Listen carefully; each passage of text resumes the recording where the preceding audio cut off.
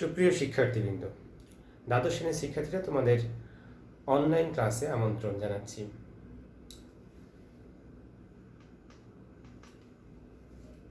আজকে আমরা পদার্থবিজ্ঞান দ্বিতীয় পত্র অধ্যায় 2 এর লেকচার 4 নিয়ে আলোচনা করব।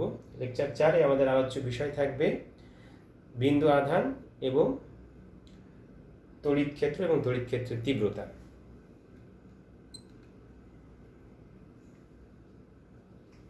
প্রথমেই আমাদের আলোচ্য বিষয় হবে বিন্দু আধান।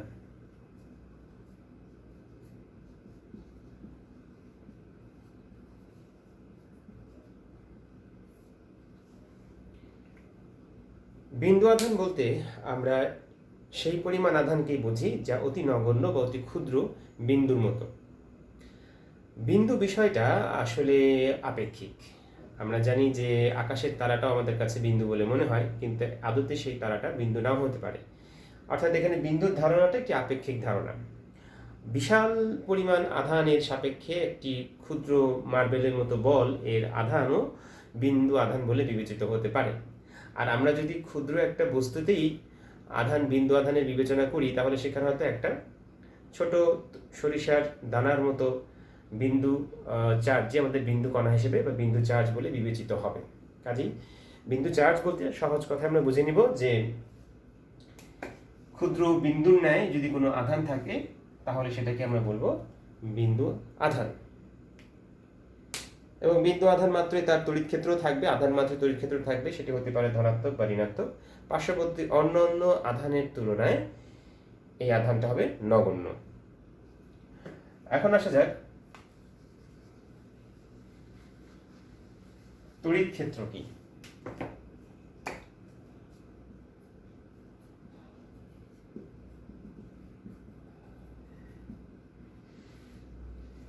তড়িৎ ক্ষেত্র, তড়িৎ আধানের আশেপাশে যে সৃষ্ট ক্ষেত্র সেটাকে বলছি আমরা তড়িৎ ক্ষেত্র।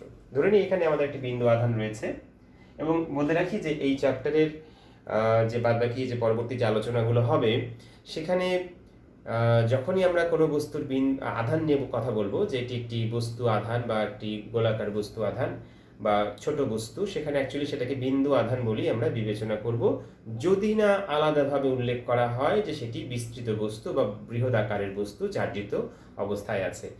এছাড়া কোনো কিছু উল্লেখ না করলে, কোনো ক্ষুদ্র বিন্দু বা কোনো বস্তুর আধান বললে আমরা সেটাকে বিন্দু আধান বলেই বিবেচনা করব। তো তড়িৎ ক্ষেত্র আমরা ধরে নিই যে এখানে আমাদের একটি কিউ আধান আছে, সেটা ধরে নিই এটা ধনাত্মক আধান, ধনাত্মক জাতীয় আধান। এখন এই তড়িৎ চার্জ তার আশেপাশে একটি প্রভাব বিস্তার করবে। প্রভাবটা কিভাবে বুঝবো? এই প্রভাবটা বুঝতে গেলে আরেকটা চার্জকে আমাকে আনতে হবে। ধরে নিই এখানে আরেকটা ধনাত্মক চার্জ আমি রাখছি, সেটাও হতে পারে বিন্দু আধান।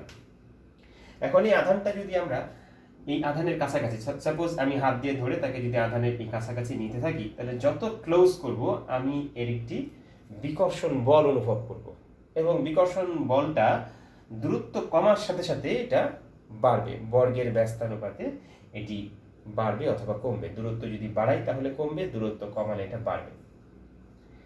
কাজে যত ক্লোজ করব আমাকে এটা প্রচন্ড বল প্রয়োগ করে তাকে সামনের দিকে নিতে হবে। তো এই যে এই আধান, কিউ আধান, তার আশেপাশের এই একটা এলাকা আছে, এলাকার মধ্যে এটাকে আমি যদি নিয়ে আসি, তাহলেই মোটামুটি সেই বলটাকে আমি বুঝতে পারবো যে ও কি করছে, এটাকে বিকর্ষণ করছে। এই আধান এটাকে বিকর্ষণ করছে, এটা বোঝার জন্য একটা এলাকা থাকবে, সেই এলাকার মধ্যে এটা ঢুকে পড়লে এটা অনেকটাই বোঝা যাবে। এখন এলাকাটা আপেক্ষিক, মানে এই এলাকাটা এই আধানের জন্য একরকম, এর চাইতে ছোট আধানের জন্য আরেক রকম, এর চাইতে বড় মাপের আধান হলে সেটা আরো বড় এলাকা ধরে সেটা হতে পারে।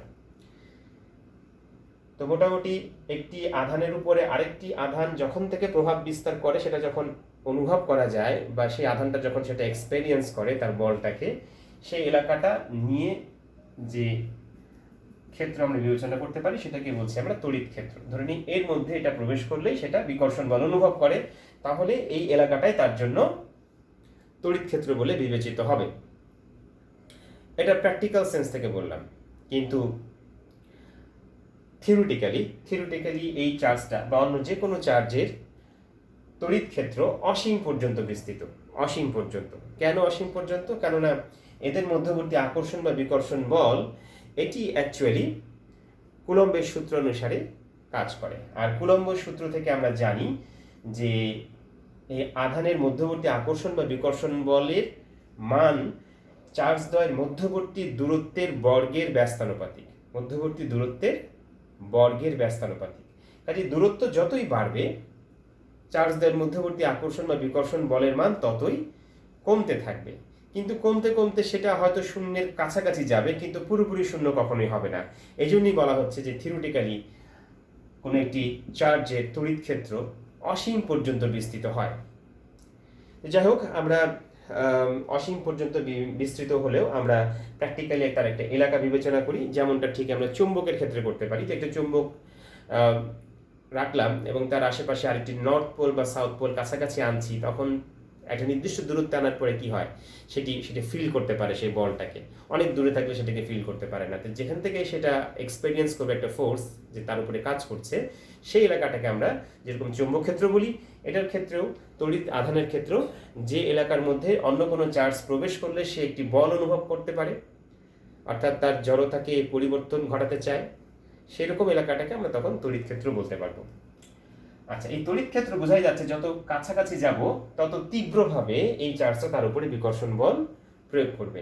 কাজে প্রত্যেকটা বিন্দুতে আমরা আলাদা আলাদা করে চিন্তা করতে পারি যে আধানটাকে কোথায় রাখলে কেমন পরিমাণ বল তার উপরে কাজ করবে, কত তীব্রভাবে তার উপরে বল কাজ করবে। এই যে হিসাব, যে কতটুকু তীব্রভাবে তার উপরে প্রভাব বিস্তার করছে, সেটার আমরা আলাদা একটা গাণিতিক ইকুয়েশনে আনতে পারি বা একটা গাণিতিক হিসাব করতে পারি, যেটাকে বলা হচ্ছে ওই তড়িৎ ক্ষেত্রের তীব্রতা। আমরা এখন তড়িৎ ক্ষেত্রের তীব্রতা কি সেটা একটু বুঝে নেওয়ার চেষ্টা করি।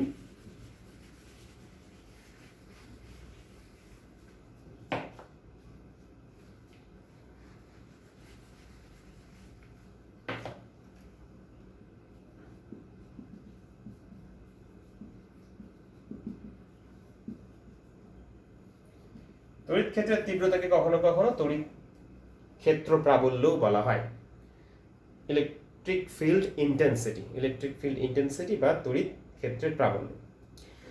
এক্ষেত্রে আমরা বিবেচনা করি যে আমাদের কাছে একটি ধনাত্মক আধানে আহিত একটি বস্তু আছে, ধনাত্মক আধানে আহিত একটি বস্তু আমাদের কাছে আছে, আর এটি আমরা বড় কিউ দ্বারা প্রকাশ করছি। এর আশেপাশে অবশ্যই একটি তড়িৎ ক্ষেত্র সৃষ্টি হচ্ছে। এই ক্ষেত্রের মধ্যে একটা যে কোনো বিন্দু আমরা বিবেচনা করি, তার নাম দিলাম পি বিন্দু। আর এই পি বিন্দুটার মধ্যে আমরা একটি বাইরে থেকে চার্জ নিয়ে আসি, যে চার্জটা ধনাত্মক চার্জকে আমরা বাইরে থেকে নিয়ে এসে এর উপরে পি বিন্দুতে অবস্থান করাই, স্থাপন করি, এবং স্থাপন করানোর ফলে এখানে আমরা তখন একটা চিহ্ন দিব, প্লাস চিহ্ন, ধনাত্মক চার্জ বোঝানোর জন্য। আর এই চার্জটাকে আমরা ছোট কিউ দ্বারা ডিনোট করতে পারি। তাহলে এই ছোট চার্জ, যেটাকে আমরা বলছি টেস্ট চার্জ বা পরক আধান, অর্থাৎ এই তড়িৎ ক্ষেত্রটার প্রাবল্য পরিমাপ করার জন্য আমরা সেখানে একটা চার্জ রাখছি। এটা শুধুমাত্র উদ্দেশ্যটা হলো প্রাবল্যকে পরিমাপ করা বা টেস্ট করা, এই জন্য তার নাম হচ্ছে টেস্ট চার্জ।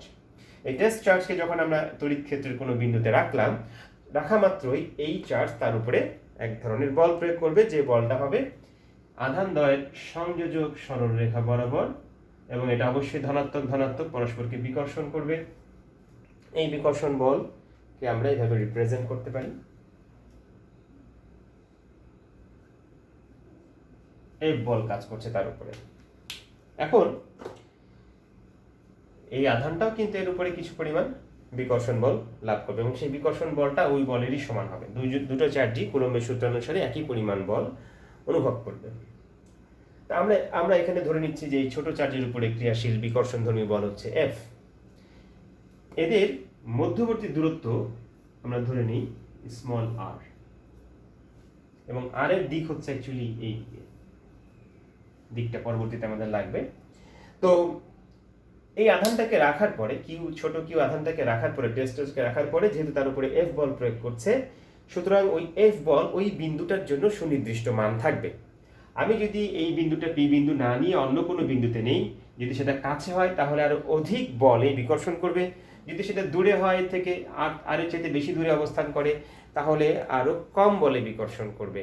অর্থাৎ বিন্দুটা কোথায় তার উপর নির্ভর করে বলের মান এবং বলের দিক এই দুটো জিনিসই তার উপরে নির্ভর করছে, তার অবস্থানের উপর, বিন্দুর অবস্থানের উপর, অন্য কথায় টেস্ট চার্জের অবস্থানের উপরে।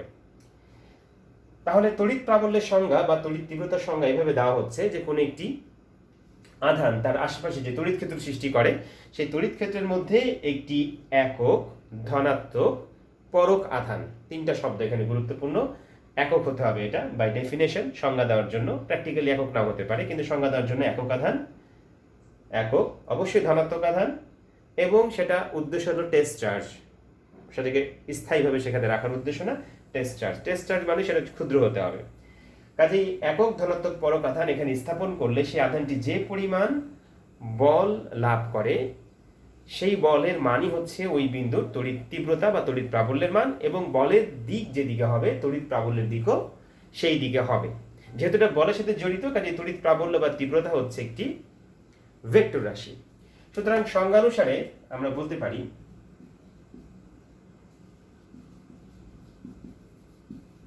সংজ্ঞানুসারে তড়িৎ তীব্রতা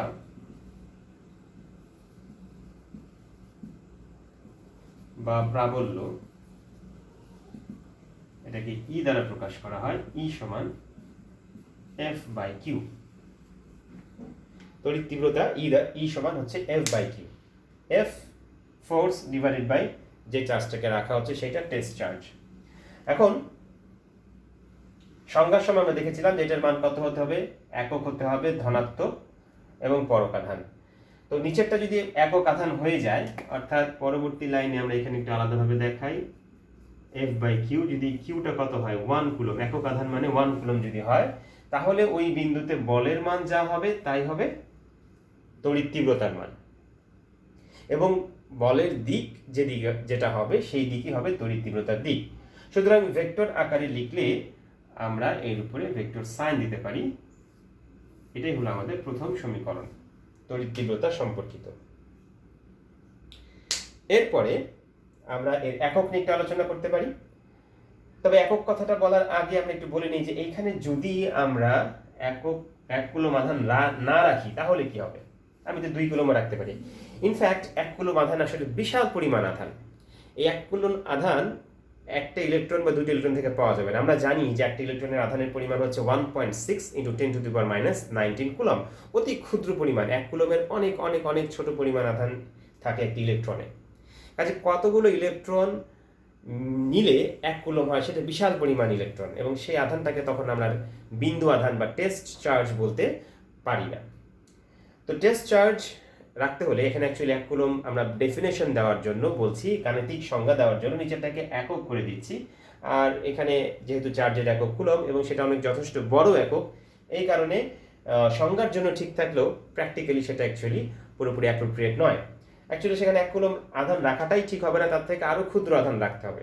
এখন প্রশ্ন হচ্ছে, যদি আমি এখানে ক্ষুদ্র আধান রাখি তাহলে বলের কি চেঞ্জ হবে, বা ডেফিনেশন অনুযায়ী তো 1 কুলম আধান রাখার কথা, যদি 1 কুলম না রাখি তাহলে কি তড়িৎ তীব্রতার মানটা ঠিকভাবে পাবো ওই বিন্দুর জন্য?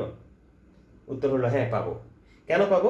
কারণ এইখানে কিউ এর মান যদি আমরা ডাবল করি তাহলে বলের মান ওই জায়গায় কি হয়ে যাবে, ডাবল হয়ে যাবে। কাজে এখানেও 2 দ্বারা গুণ করলে উপরেও 2 দ্বারা গুণ হবে, কাটাকাটি করে রেশিও সেম থাকবে। যদি এটাকে আমরা হাফ দ্বারা গুণ করে অর্ধেক করে ফেলি তাহলে বলও অর্ধেক হয়ে যাবে। এটাকে যদি 1/4 করি তাহলে বলও 1/4 হয়ে যাবে, যার ফলে রেশিও ঠিক থাকবে। কাজে ডেফিনেশনটাকে সহজভাবে বোঝানোর জন্য আমরা এখানে নিচেটাকে 1 করে নিচ্ছি। 1, হাফও না, দ্বিগুণও না, অর্ধেকও না, 1।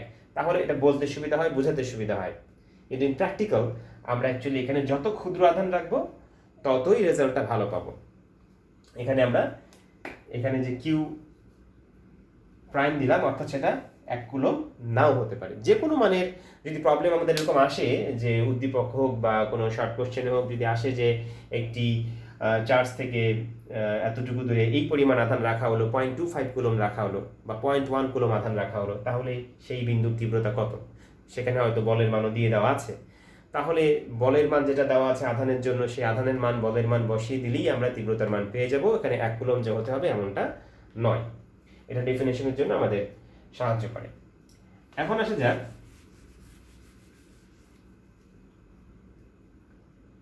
ঠিক কি পরিমাণ আধান আমরা এখানে মানে জিনিসটাকে এই ইকুয়েশনটার বৈধতা যদি আমরা নিয়ে চিন্তা করি যে এটা কতক্ষণ পর্যন্ত ভ্যালিড, বা কিউ এর মান কত বড় হলে সেটা গ্রহণযোগ্য হবে না, বা কত ছোট হলে গ্রহণযোগ্য হবে না, ছোট হলে আর বড় হলে কি সমস্যা ঘটবে সেটা যদি একটু দেখি। তো অ্যাকচুয়ালি এইটার তড়িৎ ক্ষেত্রর তীব্রতা আমরা হিসাব করতে যাচ্ছি পি বিন্দুতে, সেজন্যই কিউ আধানকে এখানে এনে রাখা হলো। কিন্তু এমন যদি হয় যে কিউ আধানটাই যথেষ্ট বড়, মানে টেস্ট চার্জটাই এটার তুলনায় বড় বা এটার কাছাকাছি, বড় হতে হবে এমনটা নয়, যদি তার কাছাকাছি বা এর অর্ধেক হয় তাহলে তারও কিন্তু একটা নিজস্ব ক্ষেত্র থাকবে, তড়িৎ ক্ষেত্র থাকবে। আর আমাদের উদ্দেশ্য ছিল যে এই বড় কিউ এই চার্জটার তড়িৎ ক্ষেত্র এখানে সঠিকভাবে নির্ণয় করা। কিন্তু সেটা করতে গিয়ে যে আধানটাকে এনে আমি টেস্ট করছি ওই বিন্দুতে, সেই আধানটাকে ওখানে রাখা মাত্রই ওটার যে তীব্রতা ছিল বা যে তড়িৎ ক্ষেত্রের প্যাটার্ন ছিল সেটা আর থাকছে না, কারণ এটার একটা নিজস্ব তড়িৎ ক্ষেত্র আছে এবং সেটা তাকে কি করবে, ডিফর্ম করে ফেলবে, তার তড়িৎ ক্ষেত্রটা পরিবর্তন করে ফেলবে। কাজেই আমাদের যেটা উদ্দেশ্য ছিল সেটা হলো না। বিষয়টা যদি এরকম ভাবে একটু বলি, একটা উদাহরণস্বরূপ ধরে নাও তোমার কাছে এক গ্লাস পানি আছে এবং সেই পানিটার তুমি তাপমাত্রা পরিমাপ করতে চাচ্ছ। এর জন্য তোমার একটা থার্মোমিটার লাগবে, কিন্তু যে থার্মোমিটারটা তুমি পানির গ্লাসে ডুবিয়ে পানির তাপমাত্রা বের করবা, সেই থার্মোমিটার যদি যথেষ্ট পরিমাণ গরম হয় এবং এটা ডুবানোর পরে যদি পানিটাকে কিছুটা গরম করে ফেলে, তাহলে অ্যাকচুয়ালি তুমি যেটা দিয়ে টেস্ট করছো সেটা তোমার অ্যাকচুয়াল ভ্যালুটা কখনোই দেবে না, পানির আসল তাপমাত্রা কত ছিল সেটা কখনোই দিবে না, কেননা তুমি থার্মোমিটারটা পানির গ্লাসে দেওয়ার সাথে সাথে থার্মোমিটার থেকে তাপ গ্রহণ করে পানির তাপমাত্রা বেড়ে যাবে, কাজেই অ্যাকচুয়াল টেম্পারেচার তুমি পাবে না কতটুকু ছিল। বিষয়টা অনেকটা সেরকম চিন্তা করা যেতে পারে যে যে চার্জটাকে আমরা আনছি টেস্ট চার্জ, সেটাকে আমরা এখানে রাখবো, কিন্তু সেটা রাখতে গিয়ে যদি এর অরিজিনাল তড়িৎ ক্ষেত্রটা কিছুটা ডিফর্ম হয়ে যায় তাহলে সেটা রাখাটা আমাদের উদ্দেশ্যটা ব্যাহত হবে। এই জন্য এই চার্জ যত ছোট হতে পারে তত ভালো।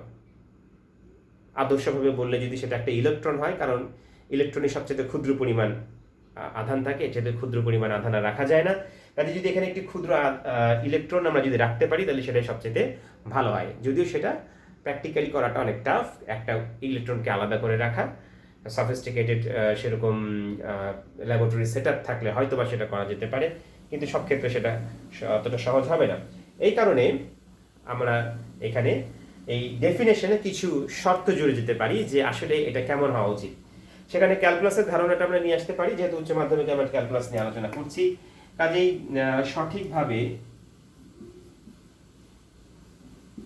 সঠিকভাবে আমরা এই ইটাকে লিখতে পারি limit q tends to 0 F by q, এইভাবে আমরা বলতে পারি। এটা কি অর্থ বুঝালে তোমরা নিশ্চয়ই এতদিন যারা ক্যালকুলাস করেছো বুঝে গিয়েছো যে এই রেশিওটা ঠিক আছে, কিন্তু এখানে শর্তটা জুড়ে দেওয়া হচ্ছে যে কিউ এর মান যত ছোট হবে তত ভালো, যাতে করে এই কিউ এর যে তড়িৎ ক্ষেত্র সেটা যেন এটাকে ডিস্টার্ব করে না বললেই চলে, একেবারে নগণ্য। এটার তুলনায় যদি চার্জের তড়িৎ ক্ষেত্রটা যদি খুবই নগণ্য হয় তবেই মাত্র আমরা এখানে সঠিকভাবে তড়িৎ তীব্রতার মানটা হিসাব করতে পারবো। এখন আসা যাক তড়িৎ তীব্রতার একক সম্পর্কে।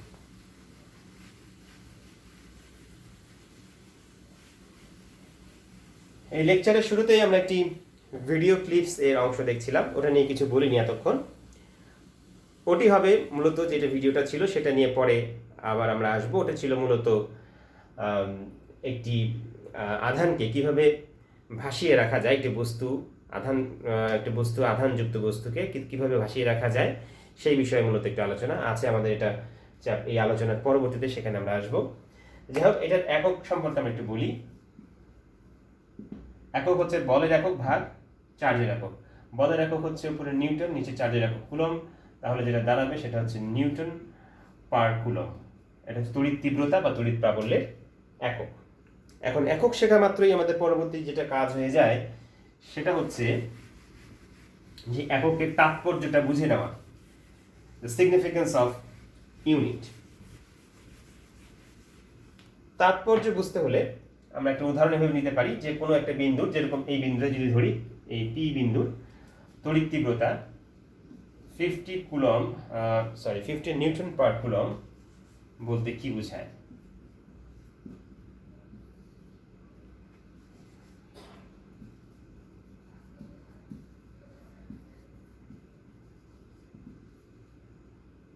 এটা হচ্ছে আমাদের তাৎপর্যগত প্রশ্ন। তাহলে এটার উত্তর অনেকভাবে দেওয়া যায়, তবে সবচেয়ে সহজ উপায় হচ্ছে যে সূত্রটা আমরা দেখলাম, এফ সমান ই সমান এফ বাই কিউ। এখান থেকে আমরা বলতে পারি যদি এই এফ এর মান 50 কুলম 50 নিউটন হয় আর কিউ এর মান যদি 1 কুলম হয় ডেফিনেশন অনুসারে, তাহলে সেটাকে আমরা ব্যাখ্যা দিতে পারি। অর্থাৎ কোন একটি আধানের আশেপাশের কোন একটি বিন্দুতে তড়িৎ প্রাবল্য বা তীব্রতা এর মান 50 নিউটন পার কুলম বলতে বোঝাবে যে ওই বিন্দুতে আমরা একটি একক ধনাত্মক আধান স্থাপন করলে ওই আধানটি 50 নিউটন বা 50 নিউটন পরিমাণ বল অনুভব করে ওই বিন্দুর জন্য। এটি ছিল এটার তাৎপর্যগত বিষয়। এই 50 রেশিওটাকে আমরা অনেকভাবে বলতে পারি। যদি আমরা এখানে হাফ করে দিই তাহলে এটা কত হবে, 100 না কত হবে, 25। এখানে 25 নিউটন, এটা হাফ কমে যাবে, এটা অর্ধেক হলে এটা অর্ধেক হবে। যদি এটা 2 কুলম করি তাহলে এটা কত হবে, 100 নিউটন। কাজে এই অনুসারে আমরা এমনভাবে মানটা দিব যাতে করে তার রেশিও বা অনুপাতের মান কত হয়, 50 হয়। সেটা যে কোনোভাবে দিতে পারি, তবে এটি স্ট্যান্ডার্ড। নিচেরটাকে এককের সাথে মিল, মানে সংখ্যার সাথে মিল রেখে নিচের পরিমাণটা একক আকারে নিলে, অর্থাৎ 1 কুলম করে দিলে এই উত্তরটা দিতে সুবিধা হয়। তাহলে এই ছিল 50 নিউটন পার কুলম বলতে কি বোঝায় সেটার উত্তর। এরকম 2 মার্কের প্রশ্ন এটার মধ্যে আসতে পারে, এই ধরনের প্রশ্ন। এখন আমরা আসি এই দূরত্বর বিচারে কিভাবে আমরা এই বিন্দুর তীব্রতা বের করবো। এতক্ষণ তো আমরা ওই আধান নিয়ে চিন্তা করলাম, তাহলে আমরা এখানে দূরত্বের বিচারে একটু চিন্তা করব। সেজন্য আরেকটা আমাদের যেটা জানা সমীকরণ সেখান থেকে আমরা শুরু করতে পারি। ই সমান এফ বাই কিউ। আমরা যখন ক্যালকুলেশন করব তখন ভেক্টর অংশগুলো নিব না, শুধুমাত্র তার স্কেলার পার্ট, অর্থাৎ তীর চিহ্ন না দিয়ে স্কেলার পার্ট নিয়ে আমরা হিসাব করব। এখন চলে আসি এফ এর মান বসানোর ক্ষেত্রে। তো এখানে যে এফ এর মানটা আমরা বের করব সেটা অবশ্যই এটা স্থির তাড়িতিক বল, কুলম্বের সূত্র ব্যবহার করব। কুলম্বের সূত্র ব্যবহার করে আমরা এফ এর মানটা বের করার চেষ্টা করব। আর সংজ্ঞা যেমনটা বলছিলাম যে বলের মান যা হবে তাই হচ্ছে তীব্রতার মান, এবং বলের দিক যেদিকে তীব্রতার দিক সেই দিকে। কাজে তীব্রতার দিকটা যদি আমরা এখানে দেখাতে চাই তাহলে আমরা দেখাতে পারি যে এই হচ্ছে তীব্রতা ই এবং এটা এফ, একই লাইনে থাকবে, যেদিকে বল সেদিকেই তীব্রতা। এখন এই বলের মানটা কত, তাহলে দাঁড়াচ্ছে 1/4 পাই। যদি এটা শূন্য মাধ্যম বিবেচনা করি মাঝখানে, তাহলে এপসিলন নট, দুটো চার্জের মানের গুণফল। এই চার্জ হচ্ছে বড় কিউ, এই চার্জ হচ্ছে ছোট কিউ। কাজে বড় কিউ ছোট কিউ গুণফল মধ্যবর্তী দূরত্বের বর্গের ব্যস্তানুপাতিক ডিভাইডেড বাই এই কিউ যা ছিল তাই থেকে গেল। এখন এই দুইটা কিউ যদি আমরা কেটে দিই তাহলে আমরা কি পাচ্ছি, 1/4 pi epsilon naught q by r square. এটা দাঁড়ালো তড়িৎ তীব্রতার আরেকটা রাশিমালা, খুবই প্রয়োজনীয় রাশিমালা, যেখানে তীব্রতার হিসাব করা হচ্ছে দূরত্ব সাপেক্ষে।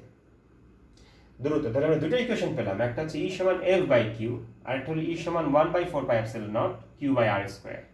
মনে রাখতে হবে যে যখন আমরা এই সমীকরণ ব্যবহার করব তখনকার নিচের কিউ, যেটা নিচের কিউটা হচ্ছে টেস্ট চার্জ যাকে আনা হচ্ছে, আর যখন আমরা এই সমীকরণ ব্যবহার করছি তখন এখানে উপরের কিউটা টেস্ট চার্জ নয়, এটা যে চার্জ তড়িৎ ক্ষেত্র সৃষ্টির জন্য দায়ী সেই চার্জের মান এখানে দেওয়া থাকবে।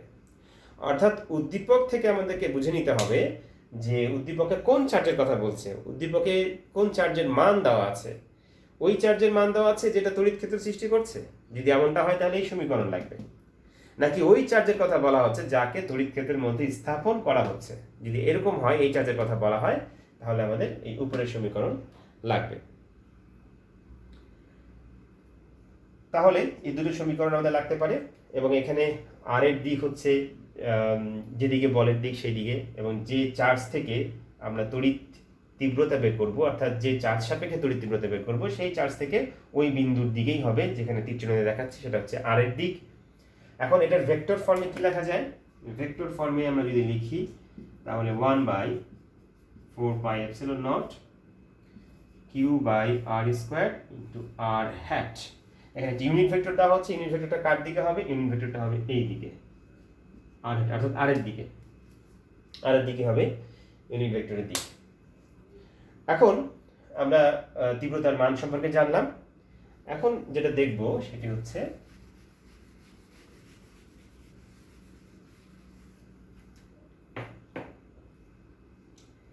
যদি এই পয়েন্টগুলো আমরা বিভিন্ন জায়গায় নেই, সাপোজ পি এখানে নিলাম, এখানে নিলাম, এখানে নিলাম, তাহলে দিকটা কেমন হবে? তাহলে এখানে বিকর্ষণ করবে এইদিকে, এখানে বিকর্ষণ এইদিকে, এখানে বিকর্ষণ এইদিকে, অর্থাৎ এই সংযোজক রেখা বরাবর বাইরের দিকে, সংযোজক রেখা বরাবর বাইরের দিকে, তাই তো? তাহলে যেটা দাঁড়াচ্ছে যে একটি ধনাত্মক আধান এর আশেপাশে যেখানে আমরা ধনাত্মক আধান আরেকটা রাখবো, সেই ধনাত্মক আধানের জন্য সেই তীব্রতার দিক হবে বলের দিক অনুসারে বাইরের দিকে। কাজে একটি ধনাত্মক আধানের তীব্রতা কাছাকাছি খুব বেশি হবে, যত দূরে যাবে আস্তে আস্তে তীর চিহ্নগুলো ছোট হয়ে আসবে। এটাকে আমরা ফিল্ডের ভেক্টর ডায়াগ্রাম বলে থাকি। প্রথম দিকে তীব্রতার মান বেশি থাকবে, পরের দিকে আস্তে আস্তে কমে আসবে। চতুর্দিকে এরকম আমরা অসংখ্য লাইন আঁকতে পারি যেখানে ভেক্টর আকারে দেখানো হচ্ছে তার তীব্রতার মান আস্তে আস্তে কমে আসছে। এটা ধনাত্মক আধানের জন্য। যদি এটা ঋণাত্মক আধান হয় তাহলে কি হবে? যদি এখানে ঋণাত্মক আধান নেই তাহলে এখানে যদি টেস্ট চার্জ রাখবো, সেই টেস্ট চার্জকে অবশ্যই ধনাত্মক হতে হবে। কারণ কি? কারণটা এখানে আসছে ধনাত্মক কেন? তাহলে ধনাত্মক এখানে রাখলে এরা পরস্পরকে কি করবে? আকর্ষণ। তাহলে এই সংযোজক সরলরেখা বরাবর আকর্ষণ করছে এখানে বেশি, দূরে গেলে আরেকটু কম, আরেকটু দূরে গেলে আরো কম। কাজেই এই বরাবর চিন্তা করলে আমাদের এইখানে ঋণাত্মক আধানের জন্য সব হবে ইনওয়ার্ড, অর্থাৎ এই চার্জের দিক অভিমুখী হবে বলের দিকগুলো। আর ধনাত্মক আধান বিবেচনা করলে তীব্রতার দিক হচ্ছে বাইরের দিকে, যেন এখান থেকে বেরিয়ে যাচ্ছে আউটওয়ার্ড। কাজেই ঋণাত্মক আধানের জন্য ইনওয়ার্ড, ধনাত্মক আধানের জন্য তীব্রতার দিক হচ্ছে বাইরের দিকে। পজিটিভ আধান কেন? এখানে নেগেটিভ রাখলে কিন্তু সম্পূর্ণ ঘটনাটা উল্টা হয়ে যাবে। অর্থাৎ এখানে প্রথম থেকে যদি আমরা নেগেটিভ আধানের কথা বলি তাহলে পুরো ঘটনাটাই কি হবে? উল্টো হয়ে যাবে। নেগেটিভ আধান কেন নিলাম না? কেননা নেগেটিভ আধান নিলে যদি আমরা নেগেটিভ আধান রেখে হিসাবটা করতাম তাহলে বলের দিকটা ঘুরে যেত। এখন মান হয়তো ঠিকই থাকতো, অর্থাৎ একক ধনাত্মক পরক আধান। এখানে একক ধনাত্মক কথাটা না বলে কেউ যদি ঋণাত্মক নিত, পরক আধান তো থাকলোই, একক ঋণাত্মক পরক আধান। ঋণাত্মক নিলে যেটা হতো সেটা হচ্ছে যে বলের দিকটা উল্টা হয়ে যেত। বলের মান ঠিক থাকতো কিন্তু আকর্ষণের জায়গায় বিকর্ষণ, বিকর্ষণের জায়গায় আকর্ষণ হয়ে যেত। কাজেই যেহেতু তীব্রতা একটি ভেক্টর রাশি, কাজেই তার দিকটা ডিফাইন্ড হতে হবে, দিকটা এলোমেলো হলে হবে না, এক একজনের সাপেক্ষে এক একজন হলে হবে না। আমি ইচ্ছা মতো নিলাম ধনাত্মক, আরেকজন ইচ্ছা মতো নিল ঋণাত্মক, যার ফলে তার সাপেক্ষে আমার মান ঠিক থাকলেও তীব্রতার দিক হয়ে যাবে বিপরীত। এটা যাতে না হয় ওই জন্য এটা ফিক্সড করে দেওয়া হয়েছে যে অলওয়েজ হিসাবটা কি জন্য করতে হবে? ধনাত্মক আধানের জন্য করতে হবে। তাহলে মান এবং দিক দুটোই সুনির্দিষ্ট থাকবে নির্দিষ্ট একটা বিন্দুর জন্য। আমরা বুঝে নিলাম যে কেন সবসময় আমাদের ধনাত্মক আধান নিতে বলা। এটা বাই কনভেনশন, বিজ্ঞানীদের এটা একটি মানে সিদ্ধান্ত যে তারা সবসময় যা হিসাব করবে ধনাত্মক আধান রেখেই হিসাব করবে। আচ্ছা, এরপরে আমরা এখন একটা ভিডিও ক্লিপস দেখব, যে ক্লিপসে আমরা দেখব যে একটি আধানকে স্থির তড়িৎ ক্ষেত্রে কিভাবে ভাসিয়ে রাখা যায়, বা একটি আহিত বস্তুকে, বা অচার্জিত বস্তু হতে পারে, চার্জিত বস্তু হতে পারে, সেটাকে কিভাবে আমরা ভাসিয়ে রাখতে পারি সেটা এখনকার একটা ভিডিও ক্লিপসে আমরা দেখে নিব।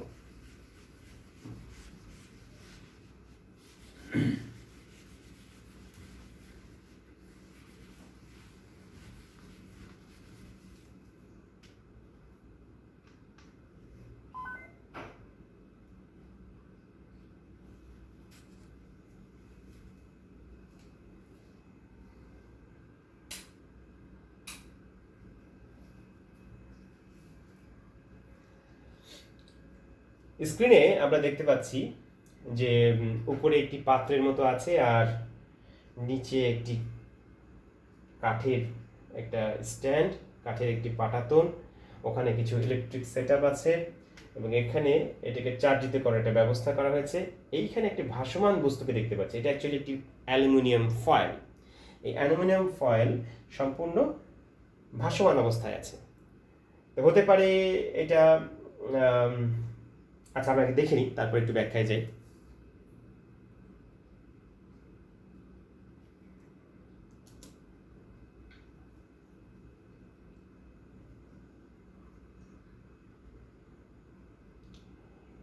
এখানে তড়িৎ প্রবাহকে নিয়ন্ত্রণের দ্বারা এখানে স্থির আধানের পরিমাণ নিয়ন্ত্রণ করা হচ্ছে, কখনো বাড়ানো হচ্ছে কখনো কমানো হচ্ছে, যার ফলে একটি অ্যালুমিনিয়াম ফয়েলের যে বস্তুটা সেটাকে এখানে স্টেবল করা যেতে পারে।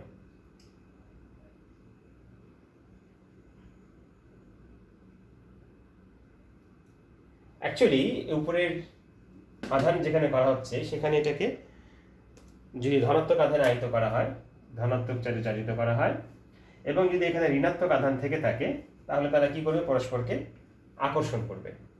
আকর্ষণ করলে চলে যাচ্ছে না কেন? এই আকর্ষণ যে বল সেই বল এই বস্তুর ওজনের সমান হচ্ছে, অর্থাৎ এদিকে ওজন আর ওদিকে হচ্ছে তার আকর্ষণ বল বা কুলম্ব বল। দুটো বলের যখন ব্যালেন্স হয় তখন সেটি শূন্যে ভাসমান অবস্থায় থাকে।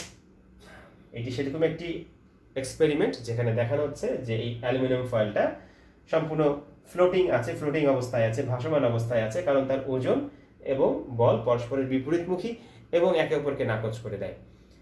তার উপরে যেন কোনো বলই কাজ করছে না, বিষয়টা এরকম। তবে এই ব্যালেন্স অবস্থা রাখাটা খুবই খুবই টাফ, কেননা এটা সামান্য হেরফের হলে এটা কম্পমান হয়ে যায়। একদম স্থির রাখাটা টাফ, সেটা আমরা এখানে দেখতে পাচ্ছি।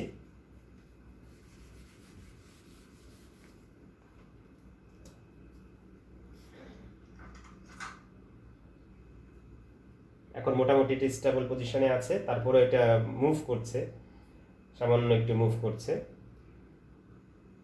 একটুখানি নড়া পড়ার পরে সেটা আবার আনস্টেবল হয়ে যাচ্ছে। একটু নাড়াচাড়া করলে সেটা আনস্টেবল হয়ে যায়। এটা খুব ব্যালেন্স করতে হলে সূক্ষ্মভাবে এটাকে ব্যালেন্স করতে হবে।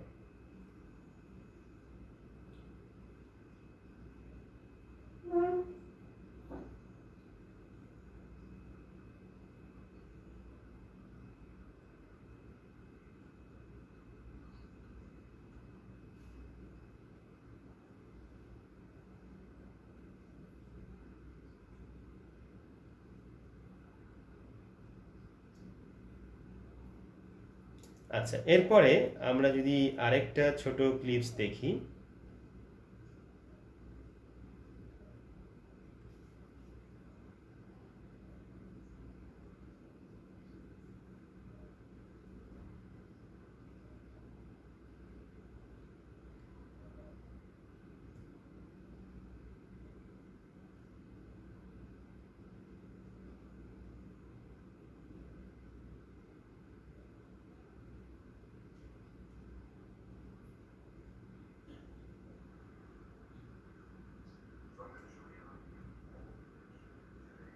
এইখানে আমরা দেখব একই রকম এক্সপেরিমেন্ট। আমি একটু টেনে টেনে দিচ্ছি, ওটা দেখার দরকার নাই। এখানে একটি পলিথিনের একটি হুক, যেটাকে বলা হয় অনেকটা রিংয়ের মতো, কিন্তু পুরোপুরি মানে এটা চওড়া রিংয়ের একটা হুক বলা হয়।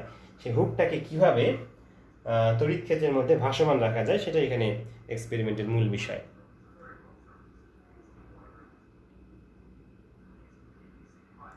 পিভিসি পাইপ বা প্লাস্টিকের এরকম একটা পাইপকে সুতি কাপড় দ্বারা ঘষে চার্জিত করা যেতে পারে, এবং চার্জিত করার ফলে সেটি কি হবে,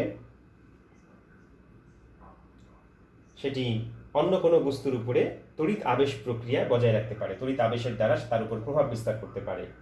এখানে দেখা যাচ্ছে যে ব্যক্তি এক্সপেরিমেন্টটা করছেন তিনি তার গায়ের সুতি কাপড়টি দ্বারা এটাকে ঘষে চার্জিত করছেন।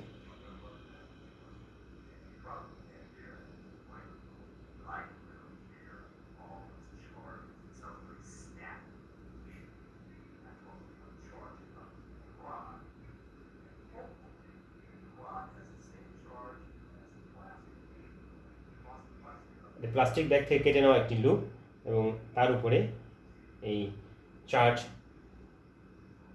অ্যাকচুয়ালি এখানে যে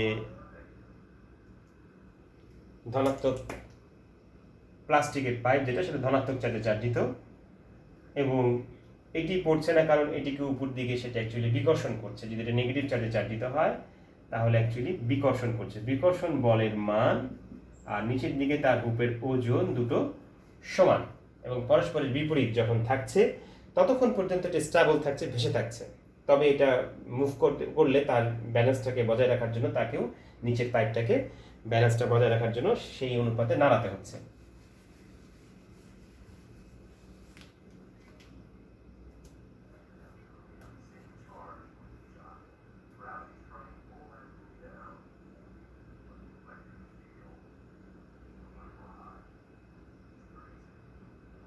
অনেকটাই ম্যাজিক্যাল, যেন একটি জাদুর কাঠির মতো এটি একটি কাজ করছে। খুব চমৎকার বিষয়।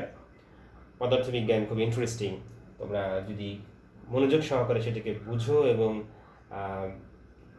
যদি পর্যবেক্ষণের উদ্দেশ্য নিয়ে পদার্থবিজ্ঞানকে জানার উদ্দেশ্য নিয়ে, তাহলে সেটা দেখবি খুবই চমৎকার এবং এটি আসলেও আমাদের দৈনন্দিন জীবনে অনেক প্রভাব রাখে। Interesting science. একসাথে আমরা দেখব পরের যে অংশ, সেখানে দেখবো যে বেলুনটাকে কীভাবে চার্জিত করেও একই কাজ করা যায়। আমি একটু টেনে দিচ্ছি সামনের দিকে। বেলুনটাকেও ঘষা হয়েছে এবং একই প্রক্রিয়ায় চার্জিত হুকটিকে ভাসমান অবস্থায় রাখছে। তো এই ছিল আমাদের আজকের ছোট ডেমনস্ট্রেশন, চার্জিত বস্তুর উপর প্রভাব। এখন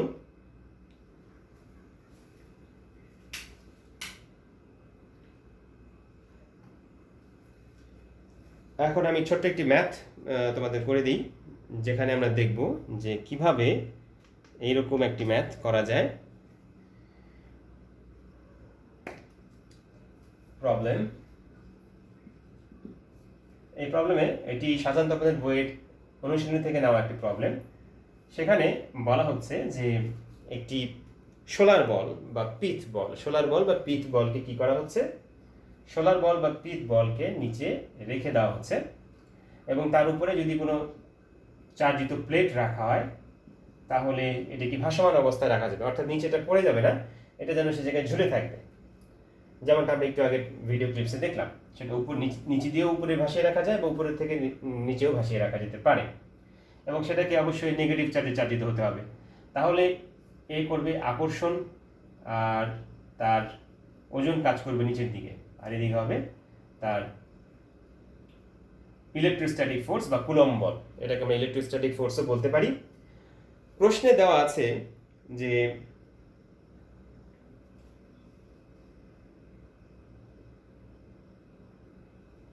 চার্জের মান 10⁻⁴ আর ভর হচ্ছে, এই বস্তুর ভর m সমান 0.002 কেজি, অর্থাৎ প্রায় 2 গ্রাম। আর এখানে যে চার্জ আছে সেটা যদি কিউ হয় সেটা হচ্ছে 10⁻⁴ কুলম, 10⁻⁴ কুলম আর 0.002 কেজি। প্রশ্নে বলা হচ্ছে যে যেই বিন্দুতে তাকে এখানে স্টেবল রাখা হয়েছে, সাম্যাবস্থায় রাখা হচ্ছে, সেই জায়গায় তড়িৎ তীব্রতার মান কত, ই এর মান কত। তাহলে সাম্যাবস্থায় আমরা লিখতে পারি, সাম্যাবস্থায় ই সমান এফই, ই সমান এফই, ই সমান এফই, এটা তো যখন 1 কুলম আধানের জন্য। এটাকে পরিবর্তন করে আমরা এখানে লিখতে পারি, আবার উপরের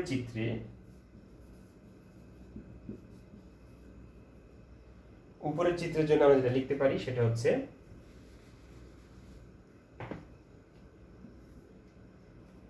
সাম্যাবস্থায় W সমান FE, W কে ভেঙে লিখতে পারি mg, আর FE কে লেখা যায় সাইড নোট E সমান হবে FE/Q। তাহলে FE সমান হচ্ছে EQ। আমাদের চাচ্ছে E এর মান, কাজে E সমান হবে mg/Q। m এর মান 0.002 কেজি ইন্টু g এর মান 9.8 metre per second square divided by q এর মান 10⁻⁴ কুলম। যার ফলে তার রেজাল্ট যেটা আসবে, পরবর্তীতে এখানে চলে আসি,